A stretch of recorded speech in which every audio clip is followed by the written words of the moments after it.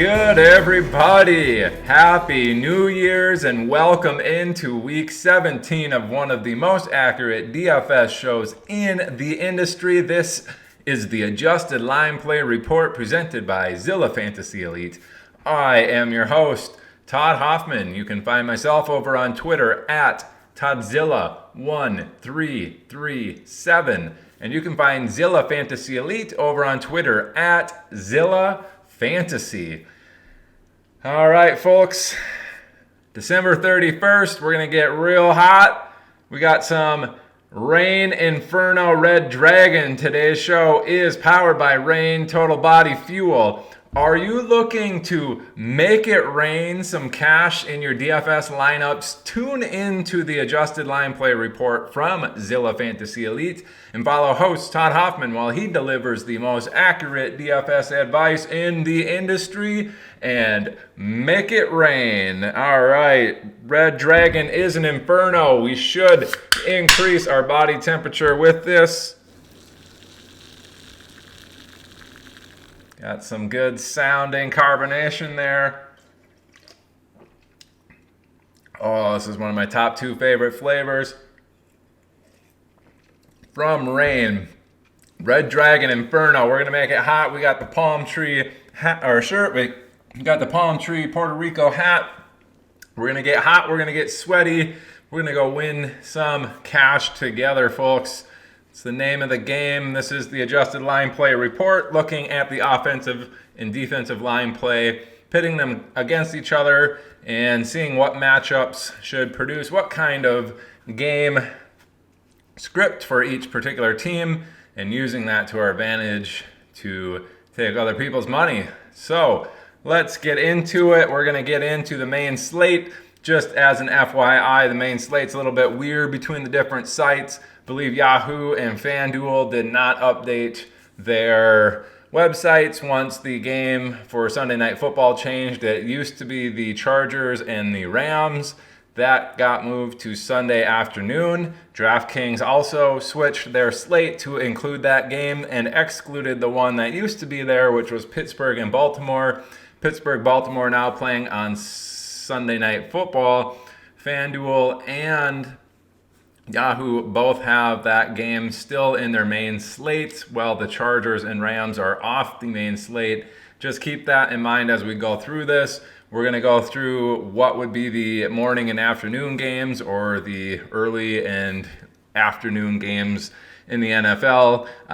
For the purposes of this show, we're going to include the Rams and the Chargers in the main slate, so you can think of it more as the DraftKings show. And then we'll get into the the Pittsburgh-Baltimore game as an island game following the main slate.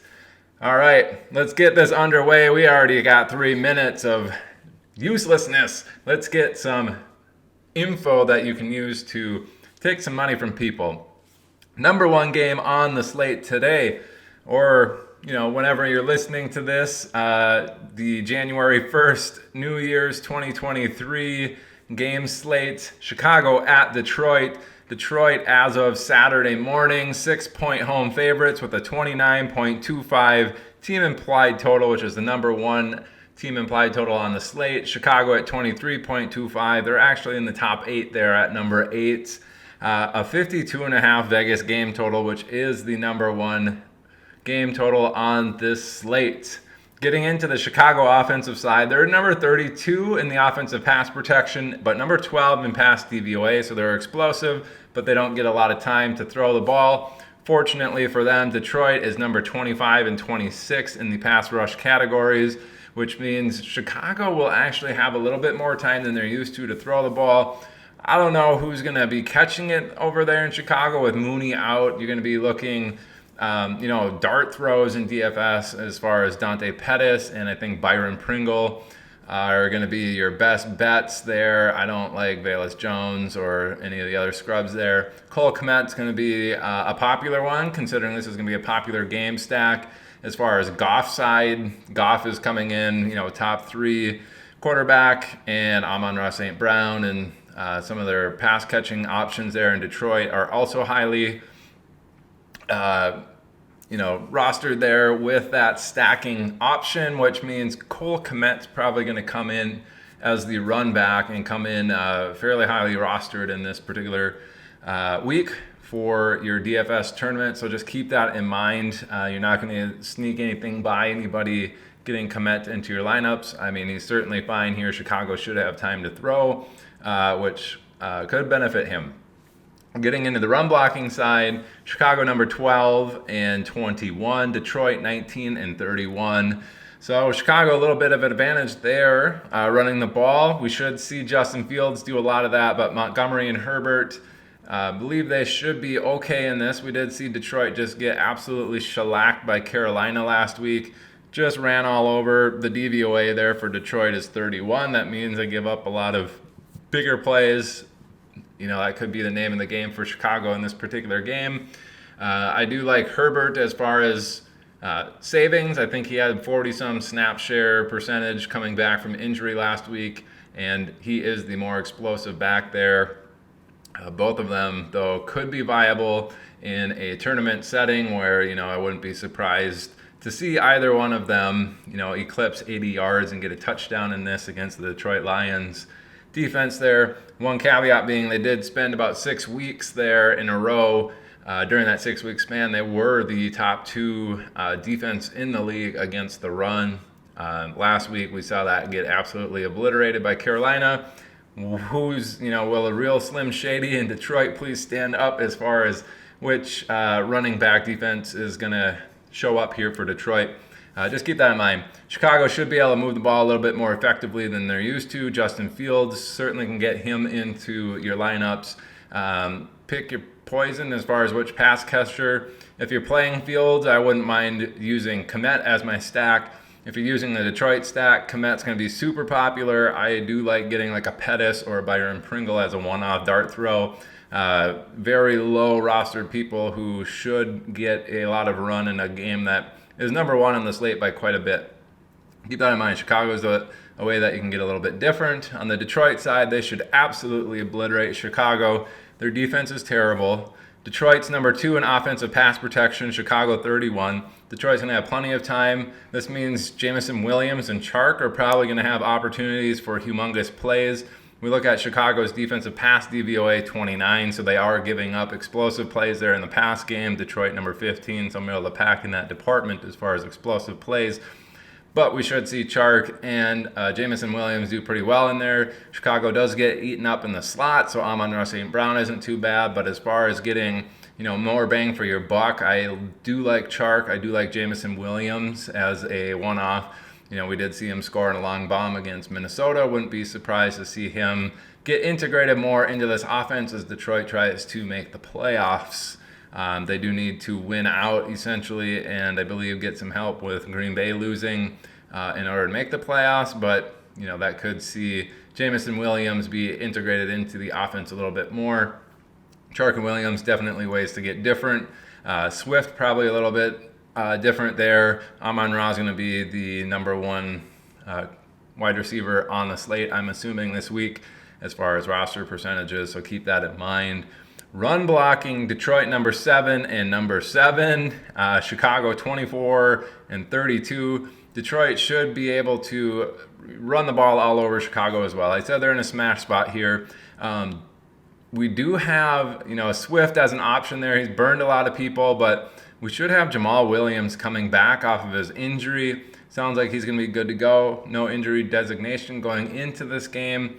And if that's the case, I don't mind him getting, 2 touchdowns in this. I could easily see him, accounting for 2 of Detroit's 5 or 6 touchdowns in this particular matchup. Would not be surprised to see that. The unfortunate thing for him is that pretty much accounts for most of his points.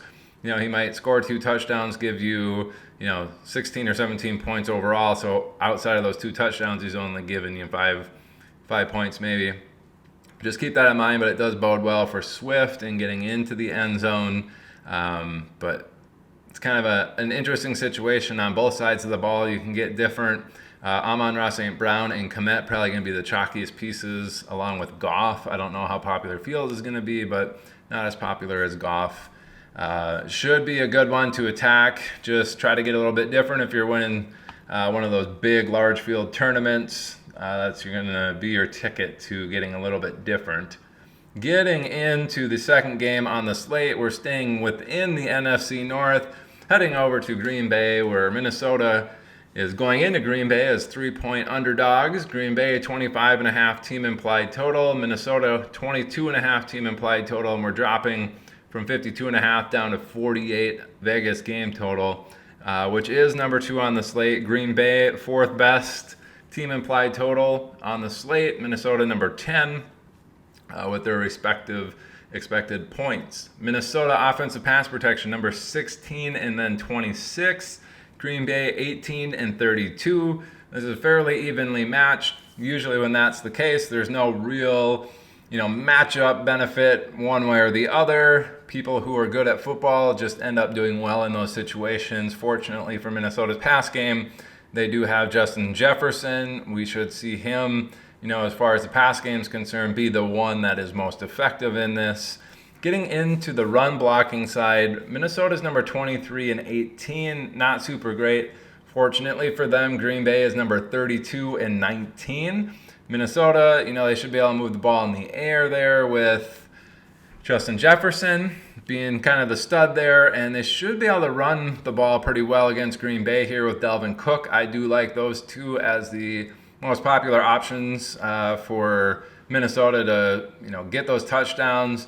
Dalvin Cook's a very good way to get a little bit different. I think he's not going to be super highly rostered in these particular matchups. He's right around the same price as some other people that are in kind of, perceived better matchups. So he might not be super popular. Just keep that in mind. Hawkinson always in play if you're doing Cousins stacks. Jefferson, Hawkinson, but then you're running low on some cash. Just keep that in mind. It could be a way to get different. Jefferson, Cook, and Cousins running back on the Green Bay side with a player there. I think you could do worse. As far as the Green Bay side, they're number 7 in offensive pass protection. Minnesota 23 at getting after the quarterback. Green Bay should have plenty of time to throw the ball. As far as the explosiveness is concerned, Minnesota 16th on defense there, while Green Bay is number 3. Green Bay is very explosive on their plays on offense. Not boding well for Minnesota. I'm surprised they're actually at 16th in the explosive pass rate there. But that does mean Aaron Rodgers is going to have plenty of time to dissect this defense. I do expect, several big plays from their pass game in this particular matchup. Getting into the run blocking side, number 2 and number 9 for Green Bay versus Minnesota 14 and 21.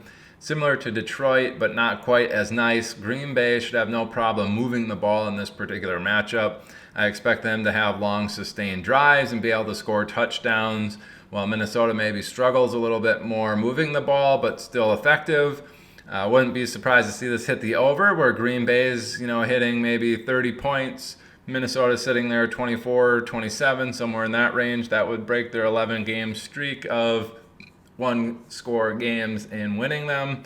Wouldn't be surprised, though, with this Vegas line being -3, that Minnesota, comes in and upsets them. But based off of this adjusted line play report, Green Bay should have no problems on offense moving the ball. Minnesota maybe struggles a little bit, but not really struggles. It'll just be a little bit less efficient and effective than Green Bay's defense.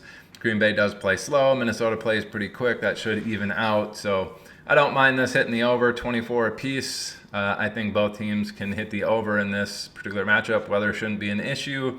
As far as Green Bay pass catchers are concerned, Watson would be the biggest beneficiary, I think, as far as explosive plays.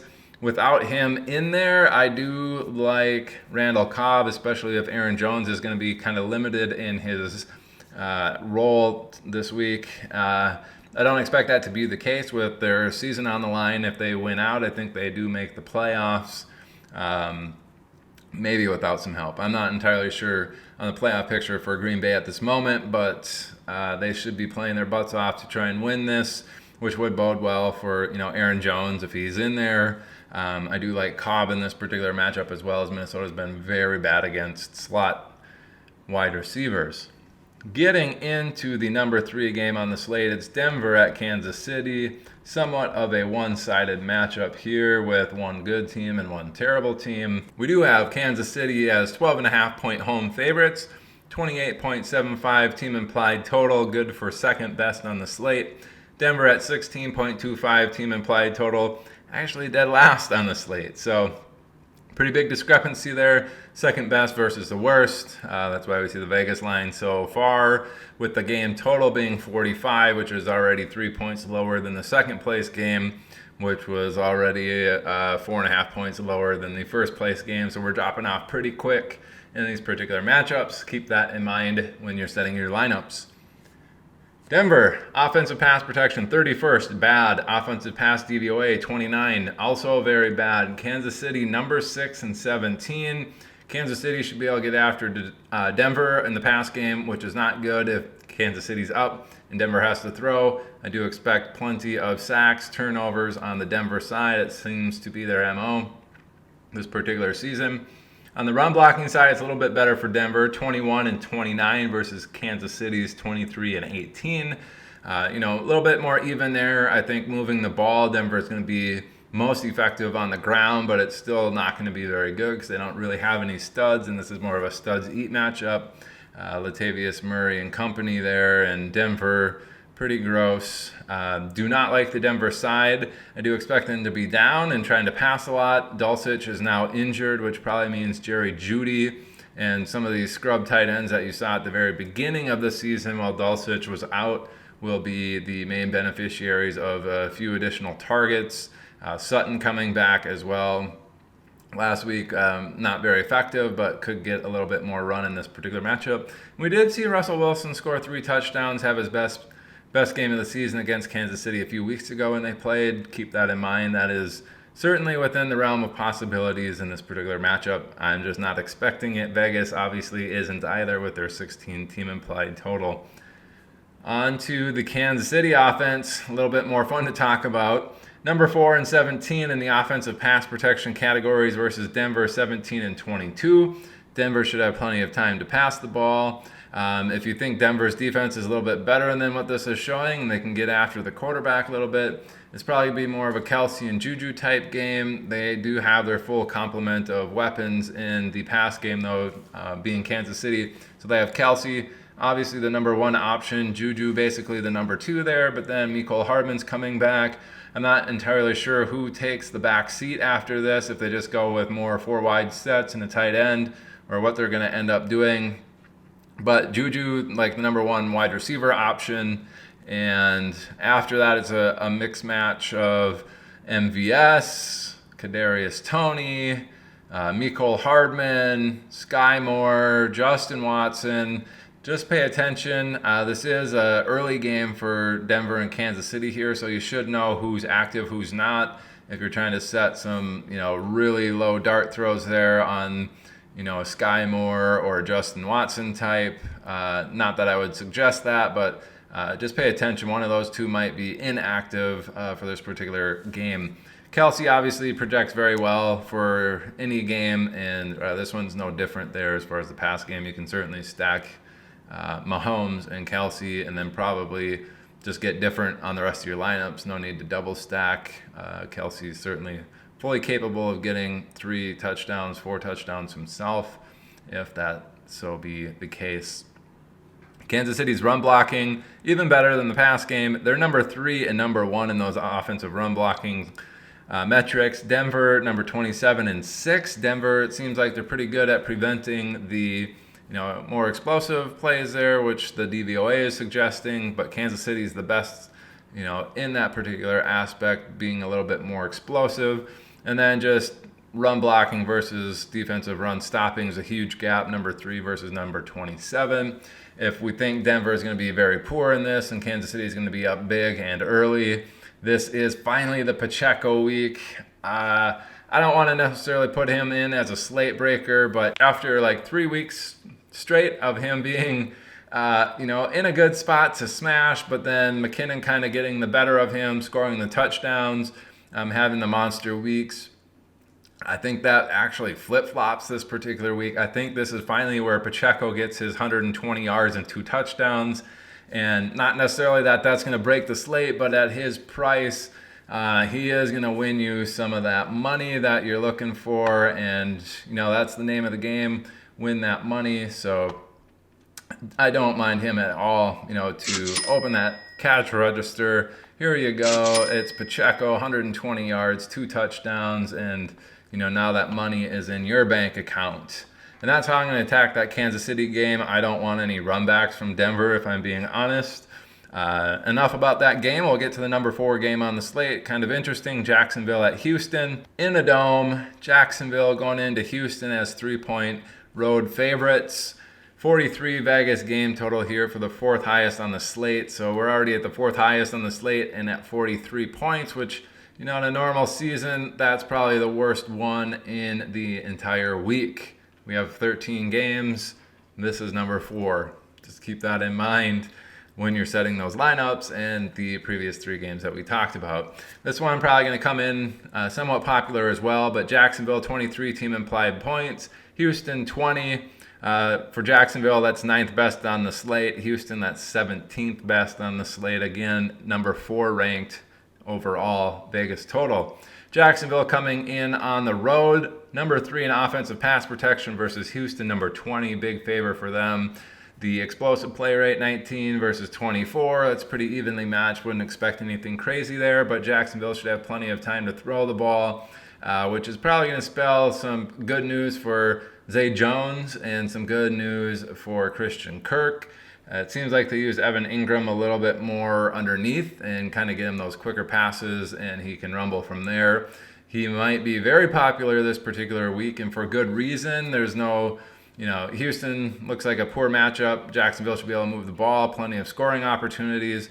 I just think Christian Kirk and Zay Jones are the ones that are going to get that this week. It seems like Evan Engram is going to be a top 3 roster tight end in tournaments. Keep that in mind. He's going to be one of the most popular ones, and this is maybe suggesting they're going to have a little bit more time to get those explosive plays where they get it to Zay Jones and they get it to Christian Kirk, and they're the ones scoring the touchdowns this week in the air. Getting into the run blocking side, Jacksonville has been pretty poor at 29, and Houston actually just as poor at 26. As far as explosive plays, though, Jacksonville number 10, Houston at 25 in the DVOA categories for the running. Really, this is a studs eat kind of scenario. Houston's been pretty bad at stopping the run, and they're more of a run funnel defense anyway.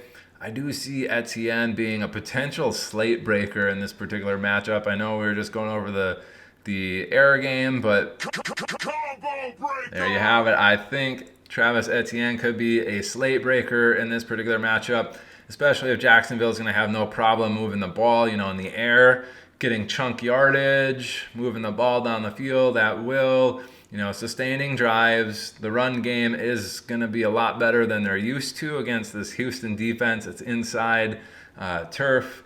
I think that suits Etienne's game well. And I don't want to put out like an exact prediction, but I would not be surprised to see Etienne somewhere in between 140 to 155 total yards and 2 touchdowns in this particular matchup. I don't know how popular he's going to be because it seems like this Jacksonville team, people are going to be wanting to get Engram just kind of as a one-off and not touch Houston.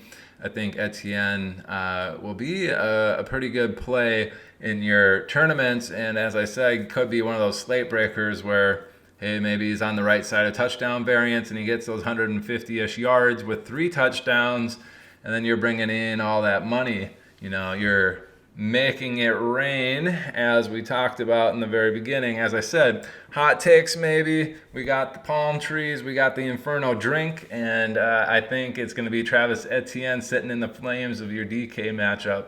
Just keep that in mind for this Jacksonville team when you're setting your lineups. On the Houston side, they're actually number 13 in offensive pass protection, which isn't too bad. Jacksonville, number 29. Houston should have no problem, with a pass rush in this particular matchup. They should have time to throw it, which is good for them being able to move the ball, especially if Jacksonville's putting up points. As far as being explosive, Houston's number 32 in the offensive pass DVOA, which is pretty poor. They're not very explosive. Jacksonville, number 12 at preventing the explosive plays, but really, I think this is going to be more of a Brandon Cooks seems to be the biggest beneficiary of like these intermediate passes, and they're going to have plenty of time to connect on that. I wouldn't be surprised to see Brandon Cooks, break that 100-yard marker, get that DK bonus, score 1 touchdown for sure, maybe 2 in this particular matchup. Getting into the Houston run blocking side, this is a complete fade. Jacksonville number 6 at stopping the run. Houston 31st in the run blocking and 31st in the run DVOA. Jacksonville 20th in run DVOA. Don't expect that Houston run game to be very effective. They're going to have to pass the ball. They're going to be down. Davis Mills could be a very sneaky DFS play. Super cheap. Pair him with Brandon Cooks. Get Travis Etienne on the other side. You throw in a bunch of lineups like that and just get studs everywhere else. You're going to be sitting pretty in a matchup in a slate like this where there's a lot of low-scoring things. That Detroit-Chicago game or Minnesota-Green Bay game doesn't quite hit the over, which I don't expect. You could be sitting with a lot of highly placed squads out there, stacking a Davis Mills, Travis Etienne, and Brandon Cooks this week. Don't be surprised if that is the Millie Maker, formula for this particular week. I do like it. I do like this game hitting the over because of Houston's ability to move the ball in the air. Wouldn't be surprised to see Jacksonville score upwards of 30. Wouldn't be surprised to see Houston score, 20 to 24 in this particular matchup.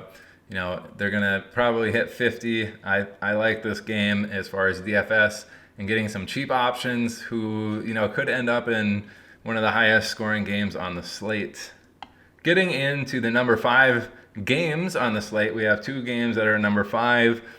First one, New York Jets at Seattle. Second one, San Francisco at Las Vegas. So let's get into that first one. New York Jets at Seattle. People fighting for their playoff lives in real life football. So this could be an interesting game. Again, tied for 5th on the slate at 42.5 here. New York Jets going into Seattle actually as 1.5 point favorites. The Jets 22 team implied total, good for 13th best team implied total. Seattle at 20.5, which is good for 16th best. So 22 versus 20.5. There's Jets actually favored on the road with Mike White now. Good for tie for 5th on the slate at 42.5 Vegas total. New York Jets offensive pass protection number 18 and 20. Seattle 13 and 25. It's a little bit of a favor for Seattle's defense. I don't expect the Jets to have a tremendous amount of time, but they're not going to be under a tremendous amount of pressure either. I do think this fits Garrett Wilson and Elijah Moore's skill set the best. I don't mind Conklin in this particular matchup either as a very low rostered tight end in a game where maybe the Jets find themselves able to move the ball somewhat effectively, sustaining drives, getting 10, 11 play drives that perhaps end in a field goal. Don't mind the Jets actually, as far as their place kicker is concerned, getting quite a bit here just looking at the run game. Because the run game for the Jets, 30th and 25, that's pretty bad, but Seattle 25th and 26th. I think the Jets will be just fine running the ball on Seattle. I don't mind, Michael Carter's on a good night, especially in DFS. I think they're going to be able to move the ball. Wouldn't be surprised to see one of those or both of them get into the end zone once. And as I said, the Jets, they're kind of behind the 8 ball in both of those matchups, but they're not terrible. So I think they're going to, have these longer sustained drives. They might not get into the end zone. That's why I said that kicker for the Jets could be a very good play, especially for those of you in the Scott Fish Bowl finals. If you're watching this show, you should be hit up that Jets kicker, get him off the waivers and start him. I wouldn't be surprised to see him score over 20 in the Scott Fish Bowl this week. As far as Seattle, or actually just getting into the Giants or the Jets here, like I said, the run game, I'm going to target more Zonovan Knight in a DFS. I think he's got the highest ceiling there. I wouldn't, be entirely shocked to see him hit over 100 yards rushing with a touchdown there. In the pass game with Mike White, it would be, as I said, it would mostly be Garrett Wilson. But, if you're playing a Mike White, stacking with Garrett Wilson and then him or Conklin or him and Elijah Moore, I think are your best options. Otherwise, I don't know how much ceiling there is with that particular setup, but getting some of these guys as one-offs, I think you could do worse this week. On the Seattle side, number 24 in the offensive pass protection versus the Jets, number 10. Offensive pass DVOA for Seattle, also poor in the red there, 23 versus number 8 for the Jets. I don't expect Seattle to have a lot of time to throw the ball. This is not going to be good in general for Geno Smith. It's going to be good for those Jets defenders. If you want to get the Jets defense in this particular matchup, you might not be too poorly off. I could see this, as Vegas says, being a very close matchup with the Jets. Maybe struggling to put up a ton of points. Hey, maybe it's 12-7 or something. Jets have been, in the scoring opportunity 4 times. Seattle just the once, but Seattle punches it in. The Jets kick 4 field goals, and they're within a score. Could be one of those style of games. I just don't see Seattle moving the ball very well, especially with this matchup on the pass protection being 24 versus 10. Getting into the run blocking side, it's even worse. Number 32 dead last versus number 8 for the Jets. The run DVOAs are a little bit closer, 8 and 12 for Jets in Seattle. But really, Seattle, I think, is going to struggle mightily to pass, to move the ball at all, really, in this particular matchup. I don't like it one bit. They do have players, DK Metcalf. It sounds like Lockett's been practicing. He might be back. And Walker, who can certainly, do their part in creating, yards out of nothing. But I don't think the way that this is lining up, I think this is going to be a Jets runaway game. I don't necessarily see it being all that close with the 1.5 point line, which is kind of why I was saying the Zonovan Knight. I do like that play. I think the Jets are going to be up in this particular one. He's going to get a bunch of volume. I wouldn't be surprised, as I said, to see him over 100 yards and a touchdown in this. I do like the Jets kicker in this as well. As I said, if you're in the Scott Fish Bowl finals, those last 30 guys, Matt FF Dynasty, get the Jets kicker into your starting lineup, bro. Just keep that in mind. If you want to take home that trophy, he's going to get you 20 points. He's probably going to score the most points via the Scott Fish Bowl outside of Zonovan Knight in this particular matchup. So keep that in mind. DFS-wise, it's going to be kind of a sloppy show. Really, the only player I'm interested in the entire matchup for DFS is Zonovan Knight. You can certainly get Garrett Wilson. He should be solid in this. I just don't know about his ceiling. I think Zonovan Knight, with the way that this game's likely going to go, the Jets up, sitting on the lead, trying to win the game. I think it's a Zonovan Knight game. With Garrett Wilson sprinkled in, wouldn't be surprised to see him with 8 catches for 100 yards, but scoring that touchdown, I don't know if that's going to happen. And really, I think that's about as good of a ceiling game as you can expect from Garrett Wilson in this. The other number 5 game on the slate, we have San Francisco going into Vegas with the benched Derek Carr. Now we have Jarrett Stidham there. Vegas starting. This line did drop about 5 points. Used to be 4.5 line, or 4.5, somewhere in that range, in the favor of San Francisco as the road team going into Las Vegas, and now it's 9.5 with the news that Derek Carr will not be playing. With that in mind, San Francisco 26 team implied total. That's good for third best on the slate. Las Vegas 16.5, as I said, that's pretty poor. 25 out of 26 teams, so you can imagine they're not going to score a lot of points. 42.5 Vegas game total, tied for the 5th best, but most of that's coming from San Francisco. And they're going to be the ones that you're going to want to target in this particular matchup, obviously. San Francisco, number 9 in the offensive pass protection. Las Vegas, number 30. Should be a ton of time for Brock Purdy to get the ball out. I do like the chances of Ayuk having a solid week here, as well as Kittle. Sounds like Debo has been ruled out, so you can kind of, say that CMC, Kittle, and Ayuk are going to be getting pretty much every single target, and there should be plenty of time to get the ball out, which I do like the chances of Ayuk, getting a score over 40 yards in this particular matchup via the air. I would not be surprised or shocked one bit to see that this week. Getting in the run blocking side, which is probably where San Francisco is going to end up in this particular matchup, as they're beating the ever-living daylights out of Vegas in this matchup. Number 5 and number 4 versus Vegas 18 and 28. CMC and any of their backup running backs there. I think Tyrion Davis-Price got quite a bit of work last week. I would expect more of the same. This particular matchup, we didn't see CMC kind of give us that ceiling week last week.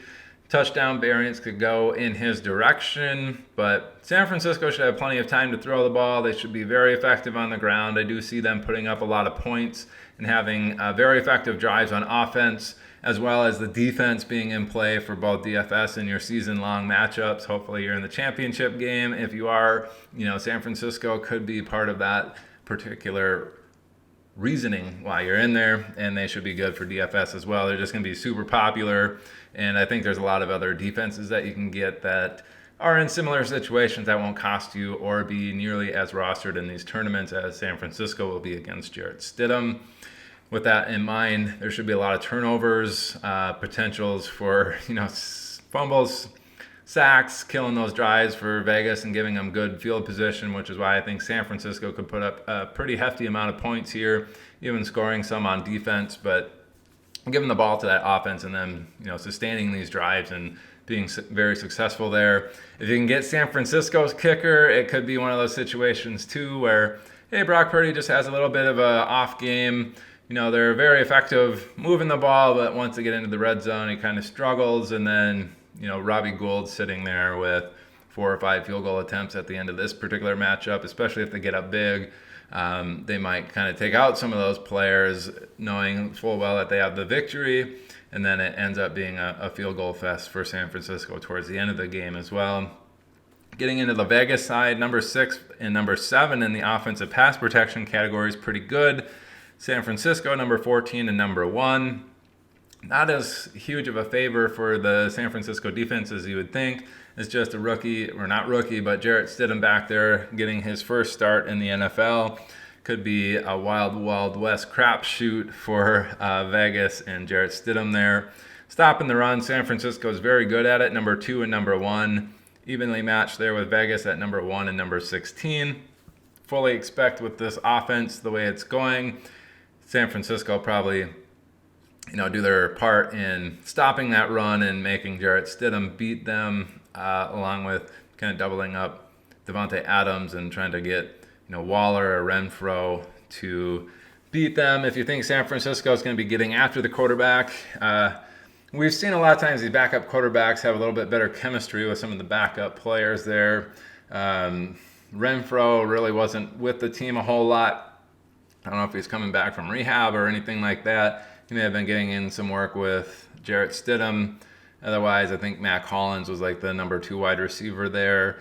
We could see him, somewhat successful, but it's really gross. Not interested really in anybody from Vegas and San Francisco. More so Ayuk, a little bit of Kittle, and then CMC probably as a last resort, and Robbie Gould in those people that are starting kicker leagues. So keep that in mind. That's the number 5 game on the slate, tied for number 5. So we'll get on to the number 7 game on the slate, which is that Rams and Chargers game that I talked about at the very beginning. If you're playing on FanDuel or Yahoo, this is not one of the matchups. It's actually the one below this, Pittsburgh-Baltimore. This one's strictly for DraftKings, but it is a Sunday late game, so we're going to get into it on that aspect because I don't think you're going to be able to do necessarily an island game for this. I haven't looked at FanDuel or Yahoo to see if they have this still as an island game, but we'll get into it anyway. Chargers 6.5 point home favorites at 24.25 team implied total. That is actually good for 5th best team implied total. The Rams at 17.75, one of the worst, 23 out of 26 teams. And that Vegas game total, number 42, again, that's 7th best on the slate. The Rams, offensive pass protection, number 30 and 24. The Chargers, 11 and 28. They do have Bosa coming back, crushing people. Expect plenty of pass rush on the Rams. I don't expect them to have a lot of time throwing the ball, which is going to be good for Higbee. It's going to be good for those running backs, and that's pretty much it. Don't expect those deep bombs to Jefferson or Tutu Atwell in this matchup. No thanks. Higbee and the running backs are going to get a bunch of targets in this if they're throwing the ball. As far as running the ball, the Rams, number 22 and 28. not great, but Chargers number 30 and 17 at stopping the run. The Rams, if they're going to be moving the ball, it's going to be on the ground, which leads me to believe the most effective game here is probably going to be Akers in the run game and then Higbee in the pass game. Akers should see, a target or two, as well as some of the other running backs there getting some dump offs. But really, Rams should struggle moving the ball. I don't see them being able to convert a lot of third downs with the Chargers being able to get after them like that. It's a matter of whether or not the Rams can impose their will in the run game and sustain drives in that fashion. If that's the case, it's going to be Cam Akers. Otherwise, getting the ball out quick, running backs, and tight end, Higbee. It's Akers-Higbee type week for the Rams, and I think that's about the only place that you can go if you're stuck in any sort of championship route.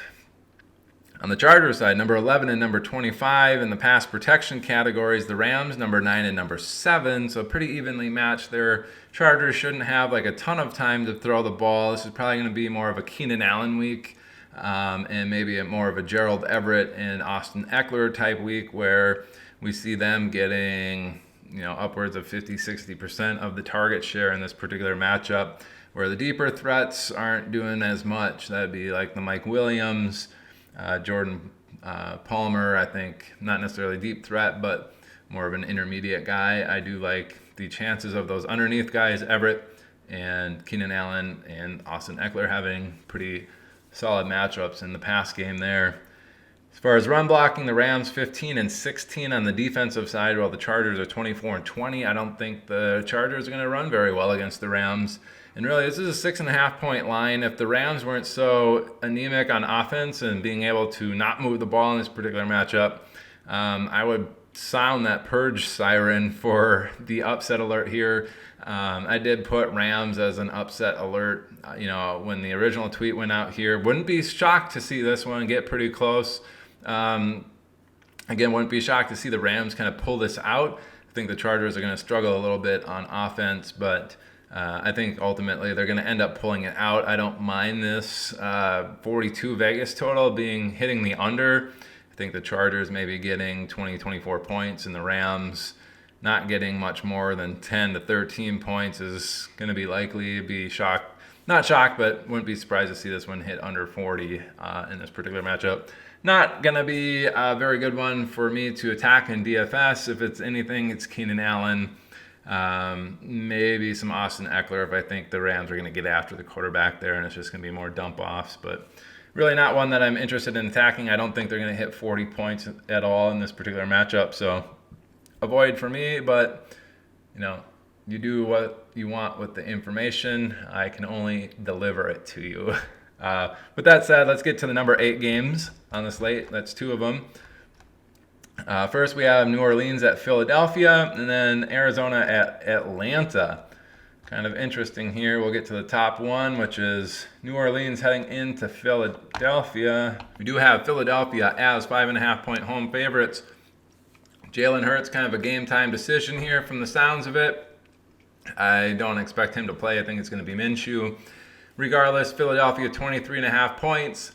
New Orleans 18 points for a 41.5-point Vegas game total. Again, tied for 8th on the slate with the Arizona and Atlanta game.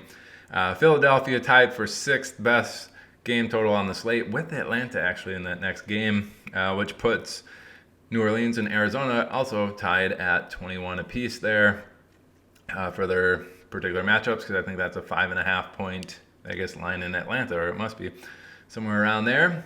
Anyway, New Orleans pass protection 17, Philadelphia number 1 in the defensive pass rush category. Don't expect Andy Dalton to have a ton of time to get the ball out. Probably a Juwan Johnson, 6-7 target type game. Maybe see Taysom Hill get involved there, getting some targets, getting some rushing attempts, getting some opportunities as a quarterback to get some snaps under his belt. But really, I don't like the pass game in this. I'm going to avoid it. In the run blocking, number 13 and 22 for New Orleans. That's a little bit better matchup. Philadelphia number 22 and number 3. The problem with Philadelphia is they were missing Jordan Davis for about 6-7 weeks there, I believe. In the middle of the season, we saw before that they were not very good at, we saw Philadelphia, be very good at stopping the run. He's back now. We've seen Philadelphia be able to stop the run. I don't think New Orleans is going to be able to run the ball on Philadelphia. If they do, it's going to be Kamara and Hill, and I don't think it's going to be pretty. I think New Orleans is probably going to need to get the ball out a little bit quicker, which is going to lead to Juwan Johnson and Kamara getting the vast majority of the targets. Taysom Hill sprinkled in there, potentially either catching or throwing those particular passes as well. It's kind of a gross situation for New Orleans and more of an avoid for me in DFS. As far as Philadelphia is concerned, number 19 in offensive pass protection. The Saints, number 7 in the defensive pass rush. They should be able to get after Philadelphia a little bit easier than perhaps Philadelphia fans would like. As far as explosive plays, though, Philadelphia number 1 in offensive pass DVOA. Saints number 21. If Philadelphia does get a decent play, it might be an explosive one. They certainly have explosive playmakers. Devonta Smith can take something to the house as long as he's not touched. A.J. Brown's just a beast. Dallas Goedert, also a beast. Plenty good with the ball in his hands as far as being a tight end. As far as the run blocking is concerned, Philadelphia in a great matchup. Number 8 versus number 20. Defensive or offensive run DVOA for Philly, number 2 versus Saints 13. I think Philadelphia, if they're going to be successful here moving the ball, it's going to be mostly on the ground. I do expect Miles Sanders to be the biggest beneficiary in this particular matchup. I don't think New Orleans is going to be very good. I think Philadelphia is going to be able to run the ball often and be pretty successful at it. So wouldn't be surprised to see Miles Sanders, 100, 120 total yards here with a touchdown or two. Just expect this game to be a little bit lower scoring, as I don't think the Saints can push Philly. And then we see maybe Philadelphia, sit on that lead. If they get out to something big because they got some explosive plays at the very beginning, I would expect all 3 running backs to kind of get involved, and then Philadelphia to pass or shut down that pass attack and kind of save their guys for the for the postseason. So keep that in mind. Don't mind, Philadelphia players in this. It's more Miles Sanders in the pass game here. So that's the route I would attack in DFS if I'm going to get anybody as a one-off from Philadelphia, because I'm not interested in the Saints side. It's going to be more so the Miles Sanders show, I think. Getting into the Arizona and Atlanta game, exact same situation, 41.5 points, 5.5 Vegas game line. We have Arizona going into Atlanta. Atlanta, the 5.5 point home favorites, 23.5. Team implied total there, again, bet 6 best on the slate with Philly. Arizona, 18 team implied total, tied with New Orleans as the 21st best, and they're tied at number 8 on the slate. Getting into the Arizona side, number 15 in offensive pass protection, 27th in the pass DVOA. DeAndre Hopkins is now out. Leaves Marquise Brown, Greg Dortch, and rookie tight end there, and probably Connor to get a bunch of passes from God knows who, McSteely, whoever over there in Arizona. No, I'm just messing with you. It's going to be David Blau, not Trace McSorley, and Trey McBride there in the tight end spot.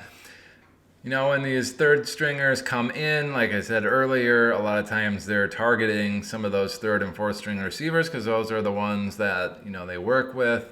Be very interesting to see who David Blau has a connection with. I don't think it's going to be Marquise Brown or Greg Dortch, as they're, more so the immediate pass catchers. Wouldn't be surprised to see some of these scrub-a-dubs come in, AJ Green get some targets, who knows. But they should have time to pass regardless because Atlanta's defense is bad. Getting into the run blocking side, that's where I expect Arizona to actually funnel most of their offensive production to. 26th and 30th for Arizona in the run blocking, Atlanta 31st and 29th. I fully expect this to be a James Conner week where they kind of grind him into the ground, and he should be pretty effective against this Atlanta defense. And I think Arizona, has enough in the tank and enough weapons to keep drives sustained to an extent with that run game being somewhat effective against this Atlanta defense. Wouldn't be surprised to see Arizona, touch 20, 21 points in this particular matchup. They could hit the over. On the Atlanta side, fortunately for them, Arizona also a pretty poor defense. Atlanta 26th in offensive pass protection, matching Arizona's 26th best pass rush. And then Atlanta a little bit more explosive, number 4 in the pass DVOA. Arizona 27th in the pass DVOA on defense. So Atlanta should be pretty effective there. A little bit more time than they're used to throw the ball. I do like Drake London having a successful week in this particular matchup, but pretty much no one else there in Atlanta should be effective. Getting into the run blocking side is pretty good for Atlanta. Number 4 versus 21. And then the run DVOA 14 versus 24. So Atlanta should be able to run the ball very effectively. And that's actually how I expect them to, move the ball as well. They should be somewhat effective in the air and then really effective on the ground. I think this is a Tyler Algier game. Would not be surprised to see him, easily over 100 yards with a touchdown in this particular matchup. I think Atlanta can move the ball effectively against this Arizona defense.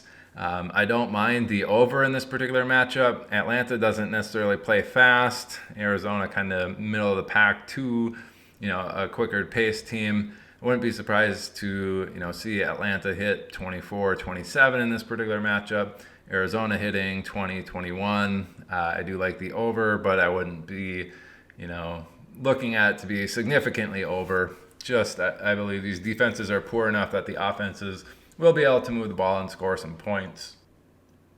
That will do it for the 2 number 8 games on the slate. Getting into the 2 number 11 games on the slate, we have 2 of them tied for number 11, Carolina at Tampa Bay and Cleveland at Washington.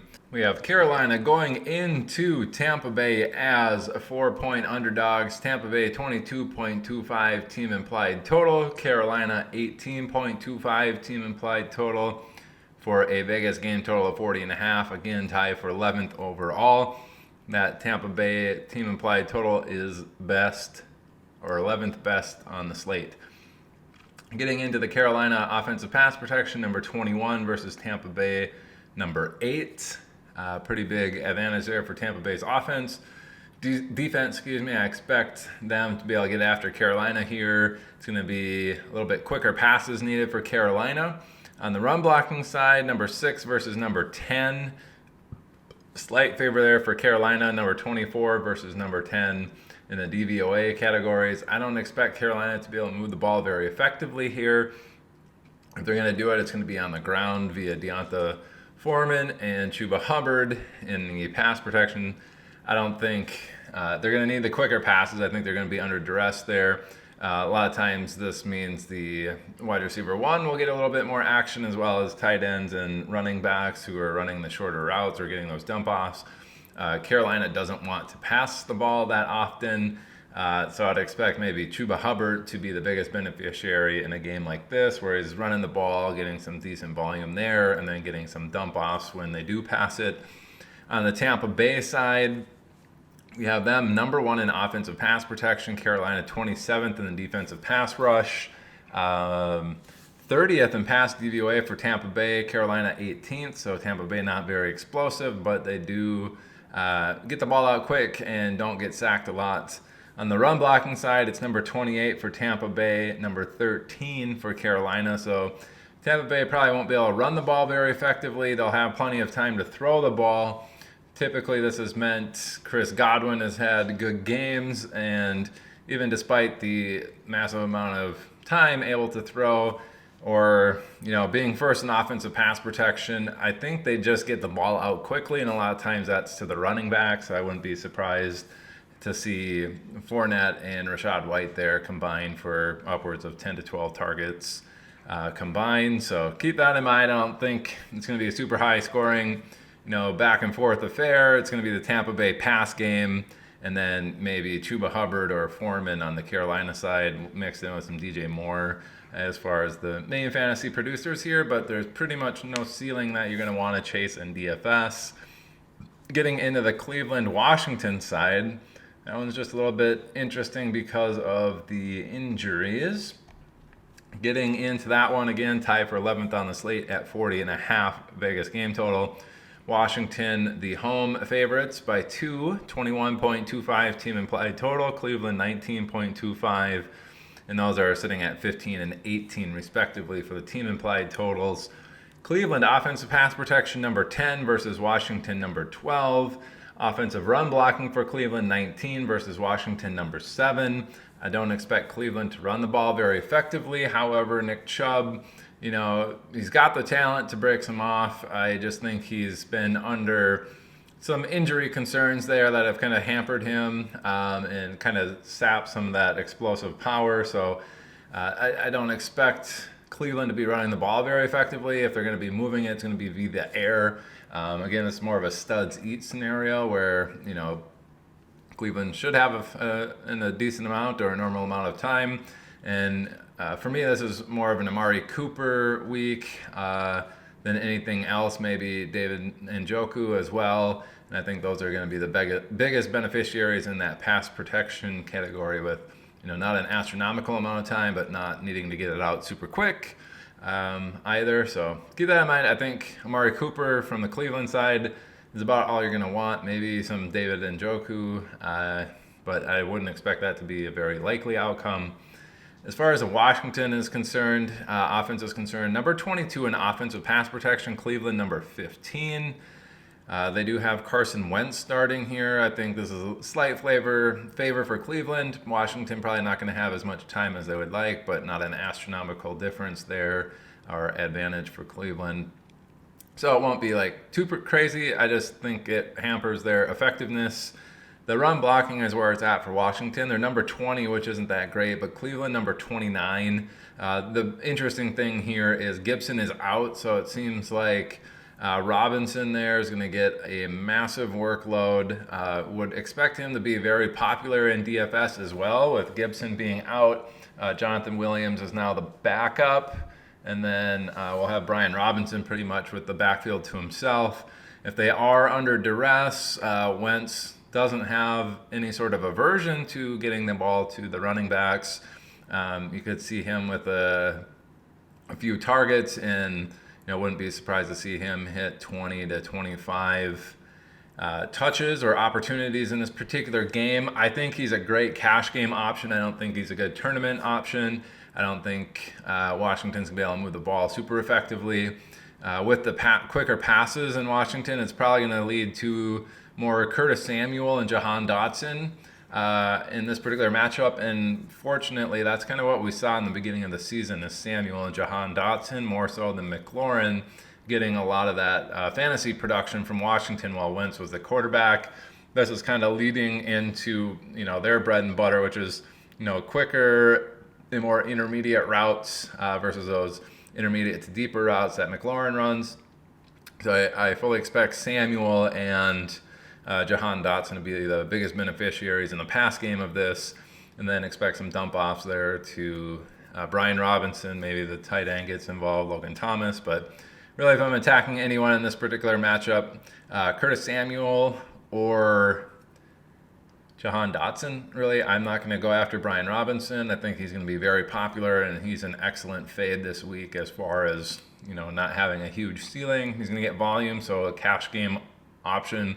Very, very good cash game option. I think he, with his popularity and lack of ceiling, or likely lack of just good fantasy production, hitting 17 points, I would be surprised if he hits that in DK. Is that something that you're going to want in your lineups in a tournament? So keep that in mind. Getting into the worst game on the slate, we have Indianapolis at the New York Giants. They are the 13th out of 13. Giants 5.5 point home favorites, only 22.25 team implied total, tied for 11th best on the slate there. Indianapolis 16.75 team implied total for the 24th ranked one out of 26 teams. That's a 39 Vegas game total, again worst on the main slate. Indianapolis 28 in offensive pass protection. Giants 21st in the pass rush. Indianapolis shouldn't have an astronomical amount of time to pass here. It's a slight favor for New York Giants defense.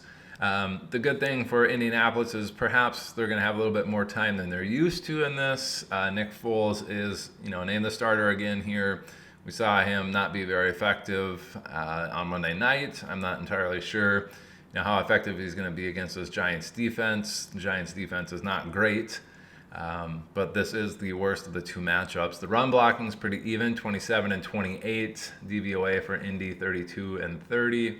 So I think that the run game should be a little bit better there in Indianapolis. Zach Moss and Deion Jackson are your weapons of choice there. With Nick Foles at the helm, I don't like any option from Indianapolis. They only have 16.75 team implied total. I don't even know if they get to that with the way that this is looking. The only good thing for Indianapolis is that the Giants' defense is poor. It's just that their weapons are so bad. Really, Pittman's the best, and then you got a bunch of backups. Paris Campbell probably being the next best option on that entire squad, with some third string, fourth string type running backs in there in the better of the two matchups. I just don't like it in general. It's a pass. It's a fade. Don't get anybody in your DFS lineups. Don't start them in your championship games or anything like that if you have better options. On the Giants' offensive side, it's not looking good. Number 27 in the pass protection versus Indy, number 5. How about run blocking? Is that any better? Number 25 versus 5. So Giants number 25 in run blocking, Indianapolis number 5 in stopping the run. It doesn't look like the Giants are going to be able to move the ball in this either. They do fortunately have Saquon Barkley, who can overcome big discrepancies like this. But you know what? I'm going to go ahead, even though Indianapolis, that doesn't look very good. I think they'll be able to move the ball somewhat. I'm going to go ahead, even with Indianapolis looking this poor, I think this is an upset alert. The Giants do not look like they're going to be able to move the ball very effectively. It would kind of fly in the face of what this is showing if they do move the ball. I could see this ending in like a 10-7, 13-6 type matchup. I would bet the under in this. I don't think the Giants are going to be very effective moving the ball, even at home. The 5.5 point line is definitely egregious based off of this information. I do know Indianapolis is bad, but the Giants' defense is also pretty poor, so I don't think they're going to look as bad as they did on Monday night. Nick Foles maybe gets that corrected. And we have seen Indianapolis, play some teams tough under Jeff Saturday, some surprise wins. I think this is another one of those cases where it's going to be very close, and would not be shocked to see Indianapolis actually pull this out despite the lack of them scoring. Maybe they score 10, 13 points. That might be enough in this particular matchup to beat the Giants based off of this. I don't see the Giants scoring a ton of points. I don't see Indianapolis scoring a bunch of points. Typically that's going to favor the home team, bounces their way, crowd favors, pushes the refs to call some stuff that they maybe otherwise wouldn't in a neutral situation. But, it's just got to be that upset alert. Heads up, Indy might beat the Giants here, even though Giants' playoff life is on the line. Anyway, that's going to do it for the main slate. Avoid this game at all costs. Let's get into that island game, and if you want to mix it in as far as your information for this, would be the worst game on the slate for FanDuel and Yahoo, but let's get into it as an island game because they're probably going to be the island game Sunday Night Football matchups on your DFS sites. 35.5 Vegas game total, absolutely atrocious. Baltimore at 19 team implied total is the 2.5 point home favorites. Pittsburgh 16.5 point team implied total there as the underdogs. Pittsburgh 12th in offensive pass protection. Baltimore number 4 and number 4 at getting after the quarterback. This is a favor for Baltimore's defense. They should be able to pressure Kenny Pickett there in Pittsburgh. He does have an affinity to throw it to George Pickens, that rookie-to-rookie connection. If they're under duress, I expect a few more targets to go to Pat Freiermuth and Deontay Johnson, as well as the running backs there, Najee Harris. I would expect them to get a few more. Run blocking does not look good for Pittsburgh either, 16 versus 9. I think Pittsburgh is just going to struggle to move the ball in this particular game, which is unfortunate for them. It's just going to be ugly. I don't know, 16 points. I'd predict them more at the 10 to 13 range, 14 at best if they score 2 touchdowns, which I don't like in this particular matchup. I think Baltimore will handle them on defense. As far as Baltimore's offense, number 23 versus number 22 in the pass protection and pass rush categories. Number 2 and number 6 in the DVOA pass categories. That's pretty much even there. Those who are good at football will win out. Really, that's going to lean towards Mark Andrews for me in the pass game, and pretty much no one else there in Baltimore. You might be able to get, a Robinson in there. We've seen Demarcus Robinson have a few good games this season. Sammy Watkins is now there, and he kind of came in and was effective right away. But I don't consider those guys real good at football. I think it's more the Mark Andrews show. As far as the run blocking concern, it's actually a little bit worse there. Baltimore number 15 versus Pittsburgh 11. Really, I think Baltimore's going to struggle running the ball as well. Pittsburgh is getting better and better with Watt there back, TJ Watt now. I think Baltimore also struggles to move the ball. I would bet the under on the 35.5 on this. I think Pittsburgh's a 10 to 13 point team. I think Baltimore is the 13 to 17 point team. In this particular matchup, it's just going to be gross. They're not necessarily fast paced. Baltimore is actually slow. Pittsburgh middle of the pack. Bet the under. It's an island game, so if you're going to attack it that direction, I'd be looking more so Mark Andrews as my captain, getting some of those Pittsburgh quick pass catchers in there, and then swinging it back, with a Dobbins or somebody like that can get into the end zone for Baltimore. It's going to be ugly. Just keep that in mind. I like the under. Defenses and kickers definitely in play in those island games, so I would run it that direction, and it's an avoid if you're, FanDuel or Yahoo. Just stay away from that game, period. Getting into the creme de la creme this week in Week 17 is Buffalo at Cincinnati. Perhaps a AFC Championship preview here in Week 17. It's a 49.5 Vegas game total. Buffalo actually going into Cincinnati as 1-point favorites at the moment. 25.25 team implied total for Buffalo, 24.25 team implied total for Cincinnati. Again, Buffalo 1-point road favorites. Buffalo number 8 in offensive pass protection. Cincinnati 28 at getting after the quarterback. Huge favor for Buffalo. They should have plenty of time. This is good for Stephon Diggs and Gabe Davis. Don't be surprised if Knox gets some extra looks with some additional time to get open. Run blocking, Buffalo 17, Cincinnati 17. Buffalo a little bit more explosive at 3, Cincinnati 12 in the DVOA categories. Expect James Cook and Devin Singletary to have similar weeks that they did during that snow game against Chicago. I think Buffalo is going to have no problem moving the ball up and down on Cincinnati via the air. And then when they do run the ball, they're going to be pretty effective at it, considering it's a pretty even matchup there.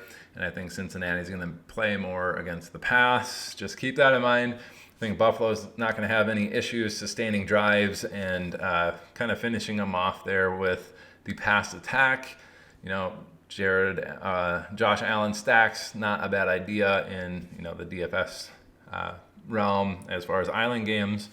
Cincinnati's offense, number 20 versus 16 in the pass rush and pass protection categories there, so a -4 in Cincinnati. A little bit, I think this is pretty standard for them. They're used to having a little bit of pressure. It seems like they can handle it fairly well. A lot of times when this is the case, it's more of a T. Higgins. When there's a big discrepancy in the favor of the defense against Cincinnati, it tends to favor Higgins. This looks like it's more even, so I think, Jamar Chase and Higgins get involved. Hurst is back for this week. He could, siphon a few targets from those guys this week as well. The run blocking, that's a pretty poor matchup. Buffalo number 3 versus Cincinnati 14. We've seen Joe Mixon be pretty inefficient the entire season, so I expect that to kind of continue here. If I'm attacking this game, it's probably Josh Allen stacks with some Cincinnati pass catching options as a run back, trying to find maybe a cheap option somewhere in there from Buffalo or Cincinnati or one of each to, pretty much attack the entire pass game with one Buffalo running back. That's probably a good way to approach this particular matchup. In an island game, I don't, as far as Vegas game total, 49.5, I see Buffalo being able to push the pace or push, the game script to, force Cincinnati to, need to score. I just don't know how effective Cincinnati's going to be, being able to not run the ball super effectively. I wouldn't be surprised to see Buffalo get out to like a bigger lead in this. Maybe it's like 21-6, 21-10 or something at halftime. And then we see a second half where Buffalo scores another 14 points. They're sitting somewhere close to 35. And then Cincinnati's got to push the pace in the second half, and Buffalo kind of backs off on the pass game. And then that's when we see Cincinnati kind of roar back and have some of those fantasy points in the garbage time of the last quarter and a half or so when they're down maybe a score or two. I think that's kind of how this game's going to work out. Buffalo pretty fast-paced there. Cincinnati certainly capable of putting up points quickly. Their DVOA is pretty high, 5 and 6 on both pass and run. So they can score quickly if they get the opportunities there. And that would lead me to believe, Buffalo can certainly score over 25. Wouldn't be surprised to see them over 30 in this. Cincinnati is certainly capable of putting up 24 to 27 in that comeback type mode. And I would bet the over on this if I was going to bet any sort of money on that particular game. I do like Buffalo's chances of covering that 1 point line, though, at the moment. Anyway, folks, that's going to do it for Week 17 episode, New Year's Eve here. Hope you get all the info you need to ring in the new year tomorrow with a big bag of cash come, New Year's evening. That's what we're all about here at the Adjusted Line Play Report, presented by Zilla Fantasy Elite. Give me a follow over on Twitter at Todzilla1337, Zilla Fantasy Elite at Zilla Fantasy. Those are the two Twitter accounts, and then obviously hit that subscribe button on the YouTube channel if you want the alerts when these drop, so you can get all of the latest and greatest, most accurate information in the industry. You're going to want to hit that subscribe button, and you'll get those alerts as well if you click that, and then you can go win some money using this advice. Anyway, thanks for watching, everybody. Hopefully you made it this far. And happy holidays. Have a good new year. Be safe, and party hard tomorrow with that new money that you're going to win using this info. Have a good one. See you in 2023. Bye.